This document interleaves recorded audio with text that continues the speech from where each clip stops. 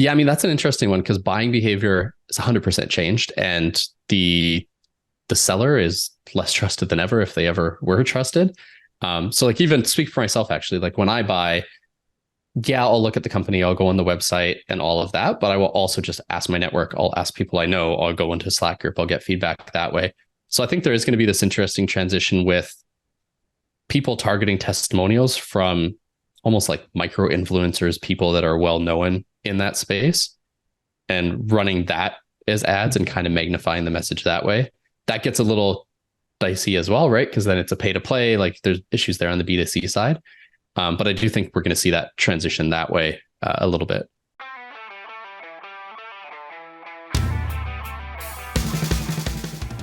Welcome to the B2B Digital Marketer Podcast, a podcast helping you to end your struggle with digital marketing, helping you to pave a new and better path to target and capture your ideal customer. Each week, we teach you how insiders and experts debunk the dreary and become engines of innovation. Now, here's your host, Jim Rembach.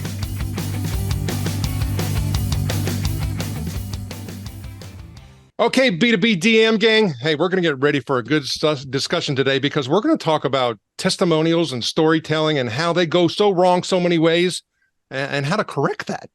Because we have Dustin Tizik on the show today. Dustin, welcome. Hey, Jim, thanks for having me. I'm looking forward to it. Now, before we get into our discussion, we're going to hit on 5, maybe even more reasons why, testimonials fail, and the opportunities that are really present for a lot of different organizations to leverage these in a more creative and innovative way than they've ever thought about in the past. But before we do that, if you could, please tell the B2B DM gang just a little bit about your background. For sure. Yeah. So I'll start now. I'm in a VP of revenue role, which oversees sales and marketing.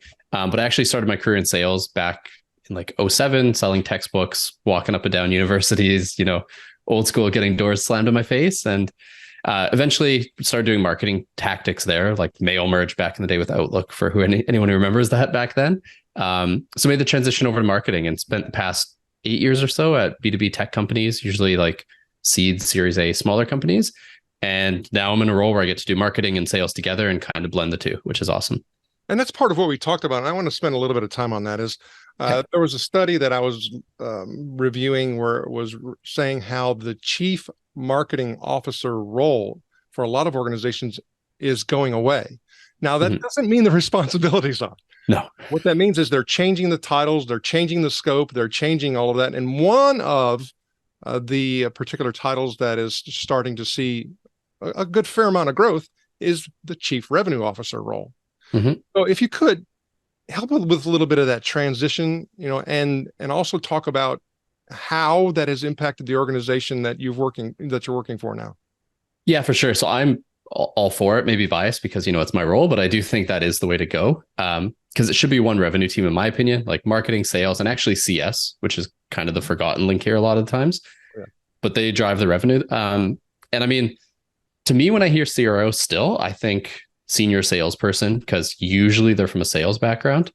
But in my opinion, it should be based, like who you pick for that role should be based on your company DNA and background. So like if the company grew through outbound, you're a very sales driven organization, for sure, put a senior salesperson there.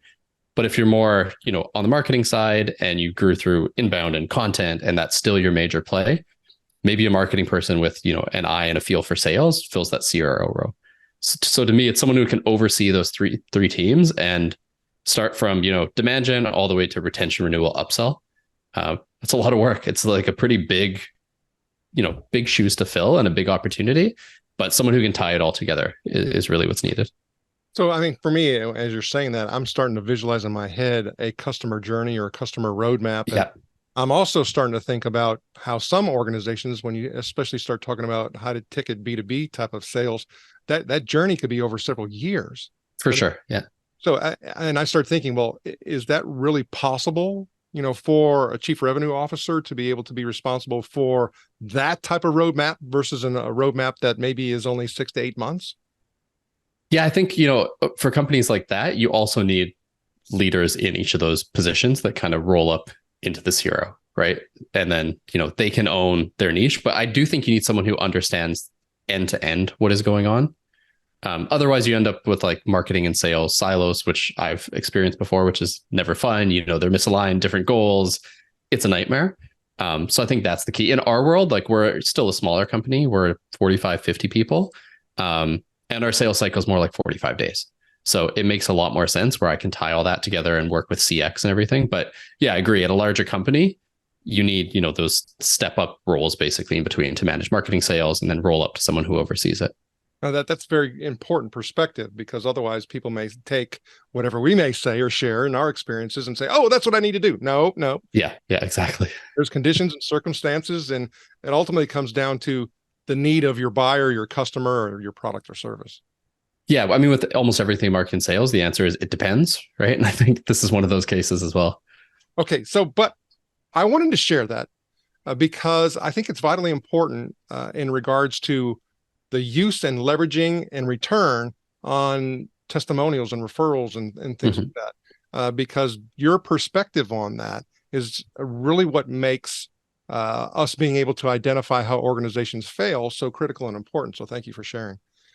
Now, you and I, and like I said, I'm sure there's more, but we talked about 5, reasons or causes that you see on a frequent basis as to why testimonials just don't work for organizations. And so we're going to go through those and talk a little bit about those. But I think the first one, of course, is a great place to start because we talk about them being general. So what do you mean by failing because your testimonials are just general testimonials? Yeah. So I think sometimes people lump social proof into a bucket of like checkbox content, right? So it's picture G2 reviews. If you work in the tech space, I need 50 of these because I need to rank. I don't really care what they say. Like I just need volume. I think testimonials are entirely different. They need to tell a story and hit on very specific key points.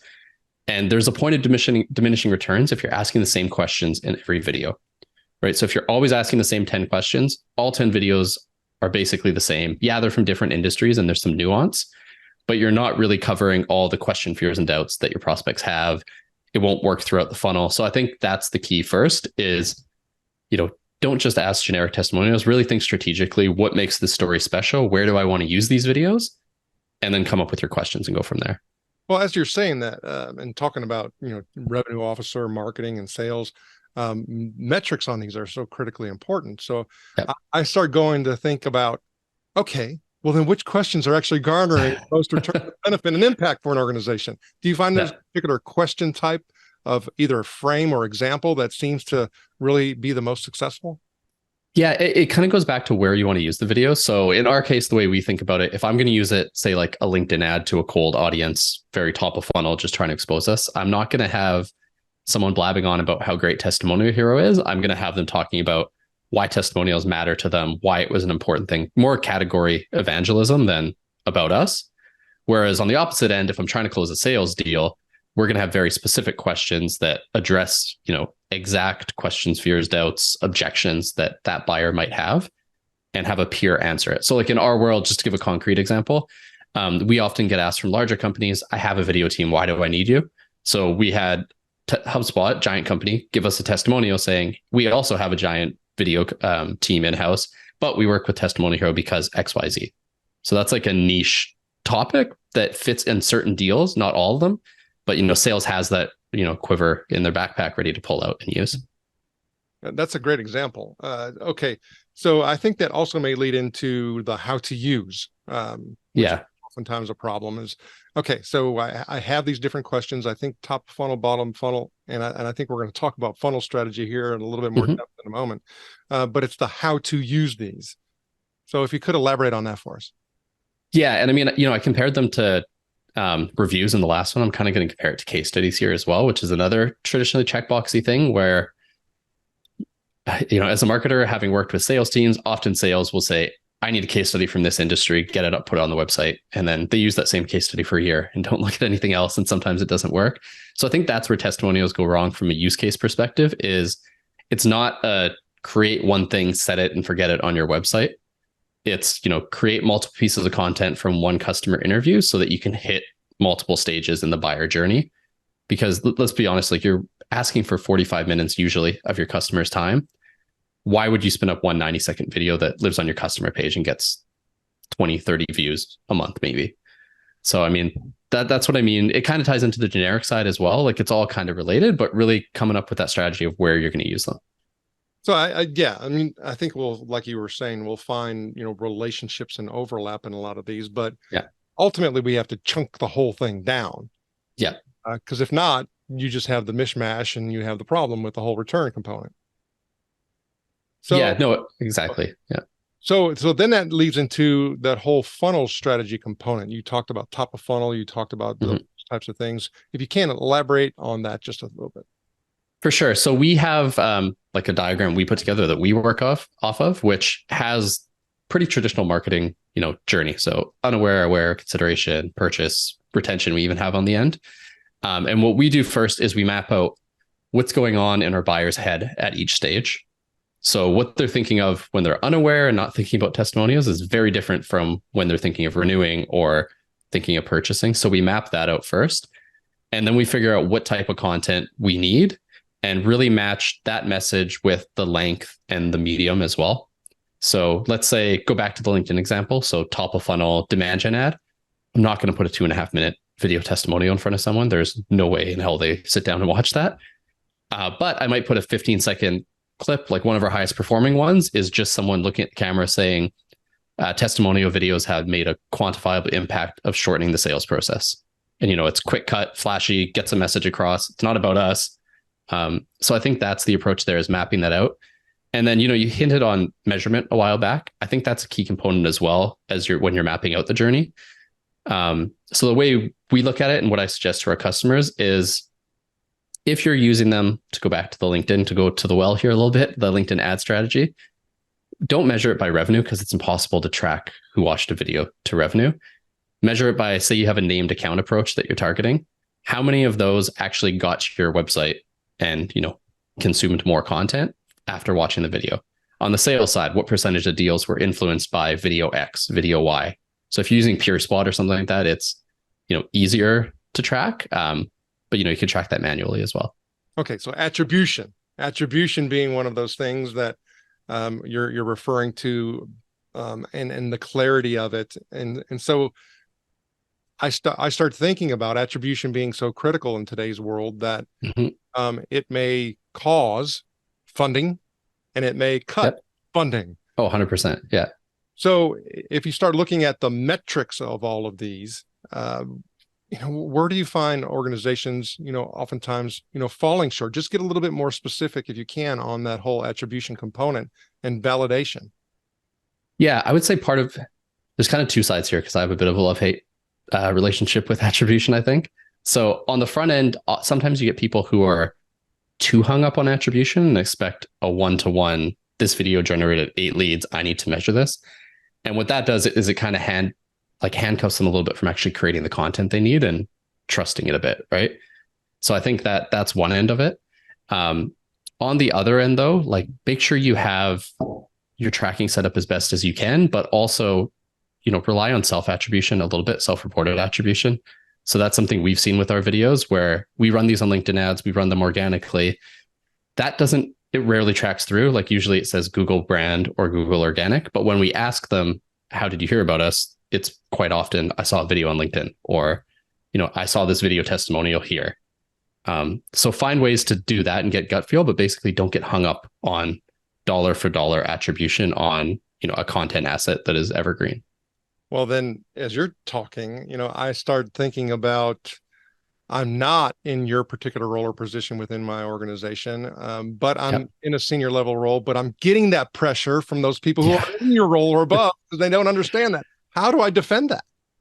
Yeah, I mean, that's the constant battle of all marketers, right? Is getting that across to CEOs. So what I've tried to do as a marketing leader is chunk out things that, are demand capture one-to-one you can measure. So your Google Ads budget, for example, you can track that, but make sure you have a set amount of budget aside for actually building demand and finding ways to track, like I said, more interaction, getting in front of your target accounts, how much engagement there is there, but have that budget set aside so that it's not the same.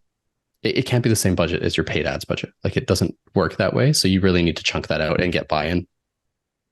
Okay, so then the other thing, going on to our fourth reason why testimonials may fail for organizations is what you call skill set. What do you mean by that? Yeah. So, I mean, you host a podcast, I host a podcast. Interviewing is a skill, right? And oftentimes, if people try to do it themselves, so I've done this before as a marketer, a DIY testimonial, you get on a customer call on Zoom. It's not easy interviewing someone and making them comfortable, asking the right questions, digging in and asking the right follow-up questions. That's a skill set that, not everyone has, everyone can learn, but I think that's key. Like in our case, we have people who interview full-time. They write questions, they interview, it is all they do. They are excellent at it. And what that results in is a more authentic testimonial and authentic conversation. So it's kind of like if I, popped up a question on the screen and you had to answer versus if we were having a conversation back and forth and we cut out pieces and, it's a lot more organic, natural feeling. So I think that's a key component. And then one other side on the skill set is after that, once you get the content, being able to craft it into a compelling story. That is not something everyone can do. And it's a bit of a repetition thing, right? Being able to pull out the key points, even small things like cutting out ums and ahs and transitions in between and when to use B-roll and when not to. Like there's a lot of nuance that goes into both asking the questions and then creating a quality finished product. Well, I'm starting to think about a whole lot of psychology that's involved with this. Yep. In order for us to be able to, have the engagement, have, the higher attribution rates, Yep. There has to be some of this psychology that goes into how we get that, how we get the engagement, how we get the conversion. How much are you actually pulling in psychology into all of this? Yeah, I would say a little bit. Like this isn't really psychology, it's more like video strategy, I would say. But the one thing that really works on the engagement front is starting with the hook, not the intro. So like having that modeled out properly where there is a key hook immediately. I think testimonials in general, like I'm drawing a blank on the Cialdini principle for this right now for some reason, but the whole social proof side, like there's something to be said naturally there about having someone like you dealing with the same problems and, expressing their point of view on something. But when it comes to the psychology of asking it, I think really it's just trying to get authentic, natural, non-scripted, robotic answers so that it feels like a real person. And then you can get that relationship out of the video. So I have to think, even when you start talking about certain, customers and clients where their, presence, their, engagement capabilities or natural tendencies, kind of come out and may render a testimonial as something that, we don't want to use that. Yeah. When does that occur? It does happen from time to time. What we find often works is, sometimes they'll flub people who aren't comfortable on camera. They'll flub the intro, tell us your name and where you work, and we'll skip that. Like, don't worry about that. We'll do that part at the end and then go back. So oftentimes our interviews are vastly out of order. And a lot of the stuff at the start actually ends up on the cutting room floor because sometimes it takes 20 minutes for the person to get comfortable and get in a rhythm. There are times where, it's hard. You're getting one word answers. It's difficult. So in the rare case, it's not usable. Most of the time, though, with the addition of B-roll and voiceovers, you're able to make it work. Because sometimes someone will say something that's brilliant. There's not a lot of emotion behind it. There's not a lot of power behind it. But if you can, use that voiceover over B-roll that adds some imagery to it, it's a way to kind of actually use the footage. Okay, so then our other area by which people often struggle is what we call the ecosystem. So if we start talking about the ecosystem of testimonials, what does that mean? Yeah, so I mean, I put it like a social proof ecosystem essentially. So we sell video testimonials. So obviously I'm biased there and I talk about video testimonials, but I don't think you can just use video, and that's not what we do, right? So I think you have to think about what type of content is this person going to consume at this stage? And are you hitting all the places where they might search for you?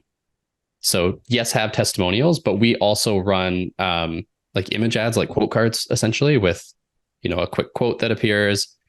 We will run screenshots of our G2 campaign, for example, for additional social proof. We put a focus on anywhere you can Google video testimonials, anything like that, that is a top 10 list, anything with social proof, anything with reviews, we want to be there. So I think it's thinking through that whole strategy of how do people look for you? And then when they're looking for you at that stage, what length and what type of content do they want to consume, and making sure you have all those puzzle pieces built out and ready to go. Okay. So in today's world, because of a whole lot of different factors, overwhelm, Yep. Stories of deceit and deception, is there a worry that we could actually have a boomerang effect on some of these testimonials where people are just saying, you know what, how in the heck can this company have all these positive G2 ratings? They went over and they bought some outsourcer to do all this stuff, right? I mean, there's all different, things that people think about that will cause them to pause and be skeptic. So, how do we keep those things from actually occurring? That's the society we live in. Oh, for sure. And I think, especially with reviews, that's why they're not the, end all be all social proof resource, because look at G2, most of it is gamed in a sense. There's a $25 gift card. Capterra is straight up pay to play, right? Like you pay to show up at the top. So that's why I do think anything where their name, face, voice is tied to it is more powerful, because people are less likely to, put themselves out there. So if I'm going to give a video testimonial, I'm going to be a bit more truthful versus random G2 review that could potentially be bought. And especially with the rise of AI, like that's a little terrifying as well, with case studies, review generation. You could just ask ChatGPT if you wanted to write a bunch of case studies or reviews and feed them data. So I do think that verification and having audio, video, and actually having the face and name there is going to be important. So then I start thinking also about internal approvals. I mean, for me, being in a sales and marketing role for, almost 30 years now. And, I know there's many times in the early days where I had to go through legal and had to go through a rigmarole. And I'm like, what?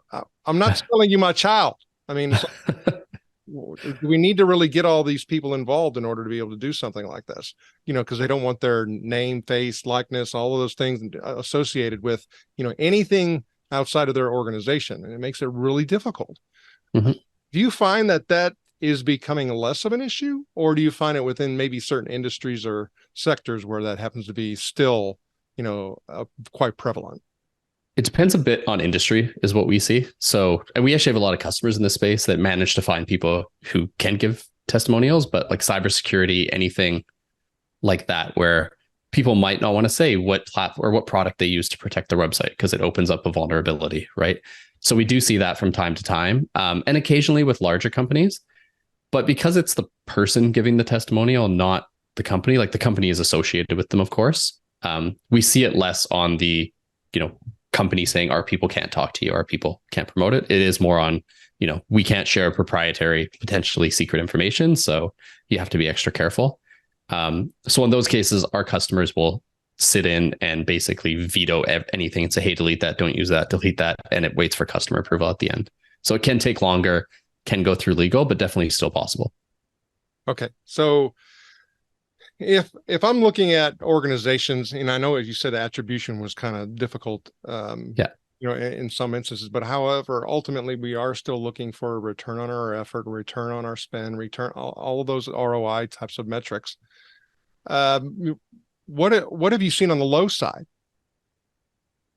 On the low side, like return wise, you mean? Exactly. We went through this effort and you know what? It just didn't necessarily work for us, because we always hear about those success stories, but they're not all success stories, or no, definitely not to the degree. What is on the low end? Yeah, I would say it falls back mostly on the ones who just put it on a customer page, right? They just create the video because it's still kind of checkboxy, hey, we need social proof. Hey, we need voice of customer, which is 100% true. But when it is just put on the customer page, it's going to be really difficult to measure, and B, only a very small subset of your potential audience is actually going to go there, right? Normally it's way further down the line. They've done a demo, they're considering a demo. So that's usually when you get the least return, because they say there's 3% of people are actually in market at any time. And then probably 1% of those are on your website. So you're only getting, say you paid 10 grand for the video, you're only getting in front of a few hundred people potentially. So that's usually when it fails, when not thinking through where to put it, how to, magnify the message. Okay. So if I'm starting to look at also that maturation process and that maturation cycle, because I mean, there's certain organizations that they just don't have enough substance. They don't have Yeah. enough in order to be able to go through this particular process. Have you found a kind of a sweet spot to start thinking about this? Yeah, I would say start on the social proof and early. So not even video testimonials right off the jump if you don't have budget, if you're not at that stage yet. But think through getting systems in place to actually get reviews, actually get customer research, even if you're not going to use it publicly. I would start that almost immediately. And I think a lot of companies are kind of building in public right off the jump and doing that and getting feedback and getting reviews. And then, once you have that basis and people actually like your product and there's a bit of social proof out there, that's when, I think you go through that maturation phase where you think, okay, now we're hitting our stride. We actually have budget to get our message out there. Then you can look at, video testimonials, multimedia, whatever makes sense. Okay, so that kind of leads me back a little bit of a full circle scenario where we started talking about that chief revenue officer and the 3-year sales cycle versus a 6-8 month, 45 days, whatever the case may be. Yeah.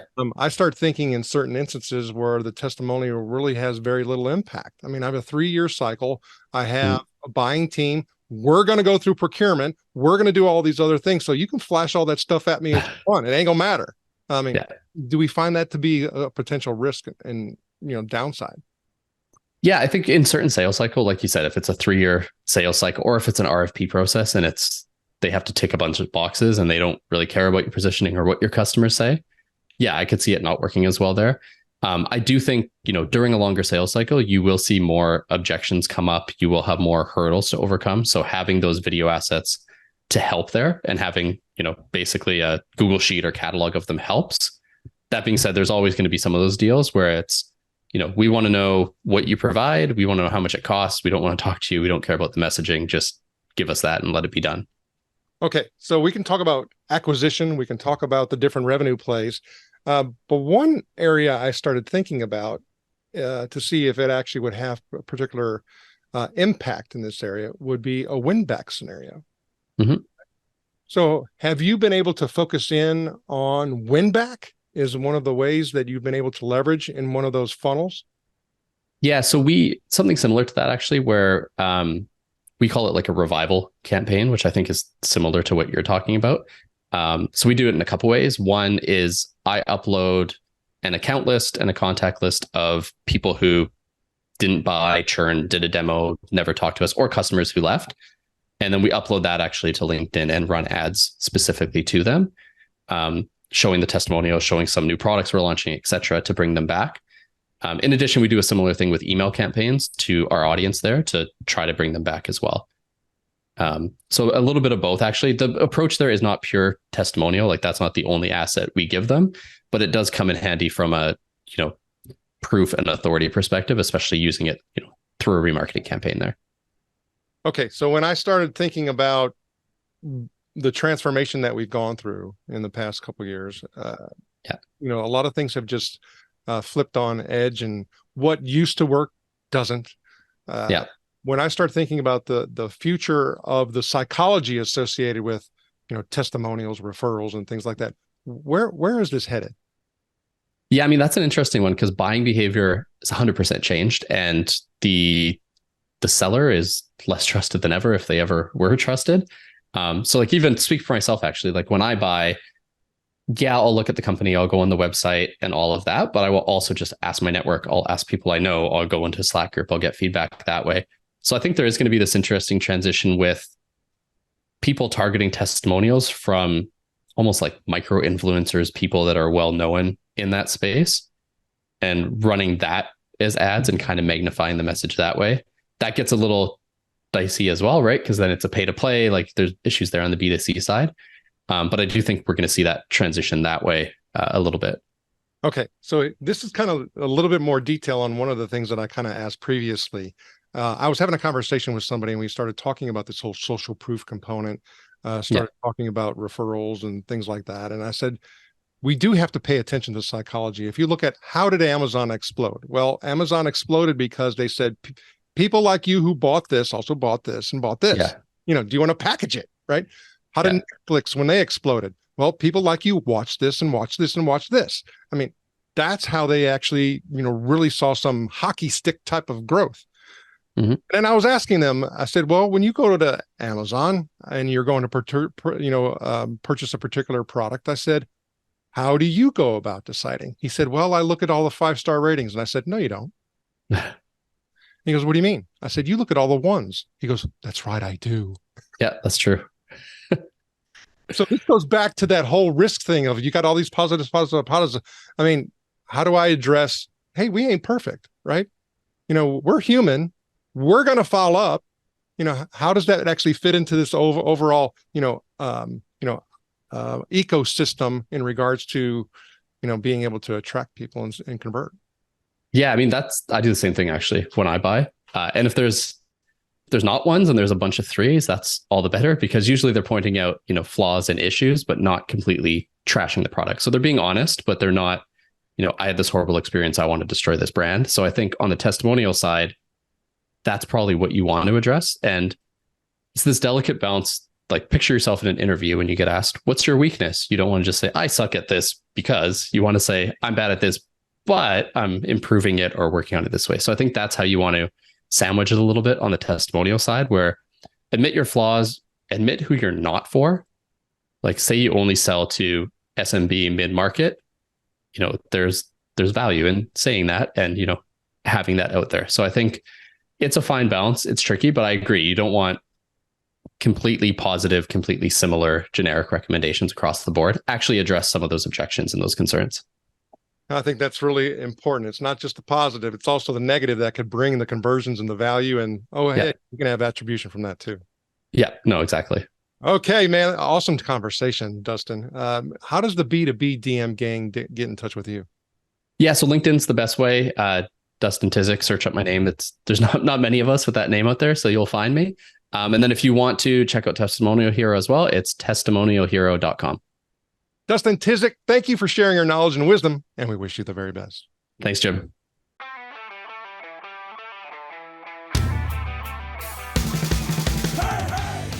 Thank you for joining us. Go now to join the B2B DM gang in the B2B Marketer LinkedIn group, where you can connect with other B2B DM disruptors and get access to our B2B DM cheat sheets, checklist, and guides.